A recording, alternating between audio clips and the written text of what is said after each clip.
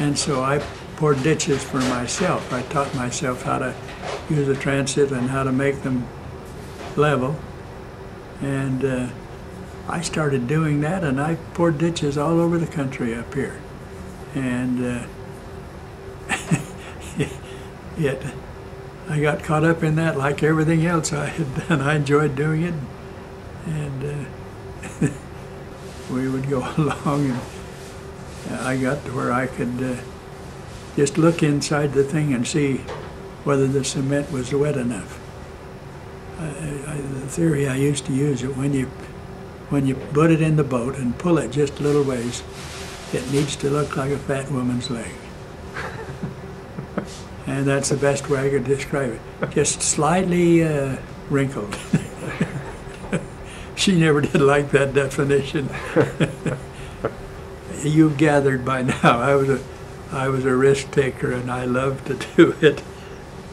But there was never any risk with your mother. She was a gem. One of these days I'll tell you about her when I can do it without crying.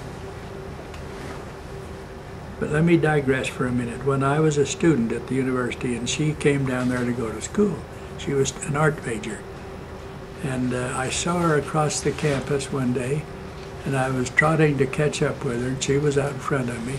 She was wearing a letter sweater from Thatcher High School. It was green, and her hair was, I can't remember what color it was, but very beautiful and hanging down over that sweater.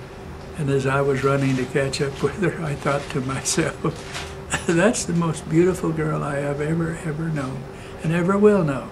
And I better not let her get away.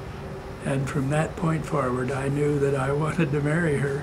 And we proceeded from there. And she agreed with me.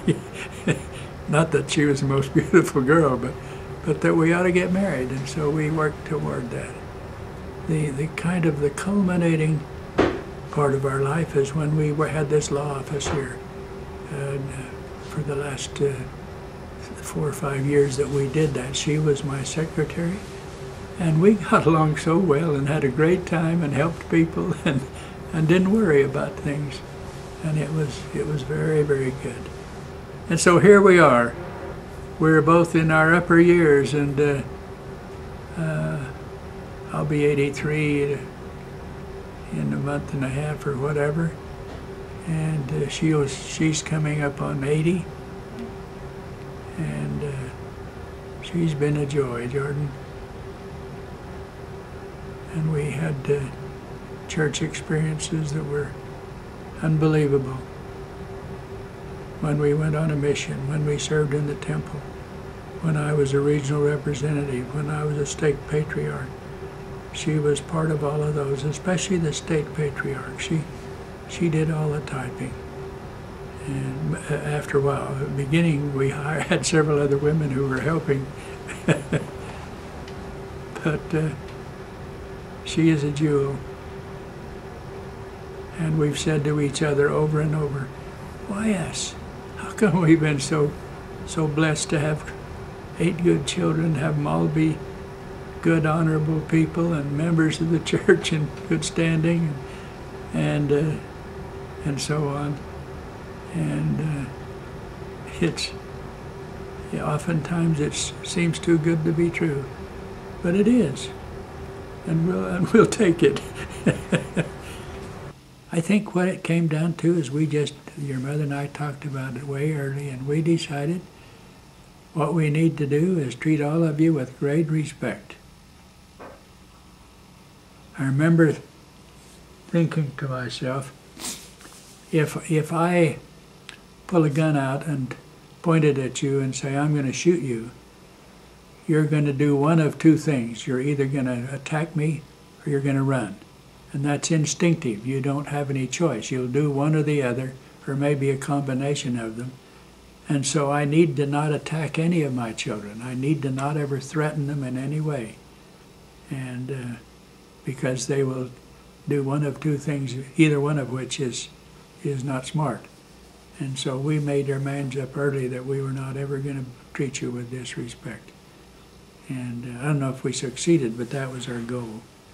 Well, at one time we had our 8, and us 2 made 10, and Tom and Sylvia.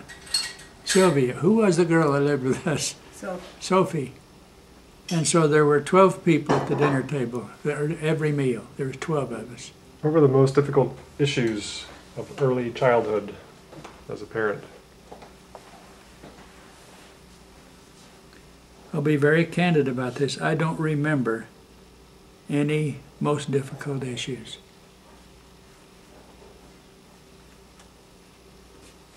He didn't do any parenting. That's why there weren't any difficult issues. How did your relationship change with your children as you became a grandparent and they became parents? The major thing I could see is that they no longer were just my children dealing with their relationship between me and them, or us and them as individuals. But suddenly now they had this whole new problem and opportunity, and they had a child of their own, and they were excited about that. And my perception is my job was to stay out of the way, and yet to show up often enough to let them know we were interested and that they were all right. One of the greatest influences in my life, always, clear up till when she died, was that my mother loved me anyway. Not because I was perfect or her favorite child or anything else, but that she communicated to me in probably thousands of ways that she loved me anyway, and that word anyway was important. When I was young and I was a smart aleck or a knothead or undependable, she loved me anyway. My description of myself as a grandparent, that I tried to never be part of any problem with any of my grandchildren or children. That if I could be helpful and boost them up and make them feel better about themselves or their situation, I would do that. Otherwise, I would stay out of the way. I learned somewhere between high school and halfway through my first college experience that I could no longer get by just by showing up.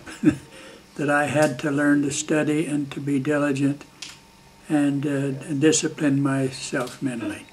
And I learned that, and it affected me for all the rest of my life. I think if I hadn't have been going to college, I would have not learned that somehow. I don't know anything about how other people's marriages are, but I knew what mine was. And sometimes it was almost overwhelming. It seemed like it was too good to be true. Here was this beautiful, lovely, intelligent, sharp, pleasant person who was my wife. We'd been sealed in the temple. And we had all these children, and I loved them almost equally. And sometimes that was almost overwhelming to me. Oh, have you seen Mom's grandson? Sometimes when I'd be working up at the ranch, I remember specifically times up to the milk ranch, which is the farthest road we had up there, and I had a little camp trailer up there, and I was sleeping in it. And when I'd wake up in the morning, I would have these overwhelming feelings of, back home I've got this lovely woman who loves me, and we're close to each other, and we're going to be all right, and all these children, and those feelings early in the morning when I would first wake up and didn't have to be thinking about the bulldozer were very, very beautiful times for me.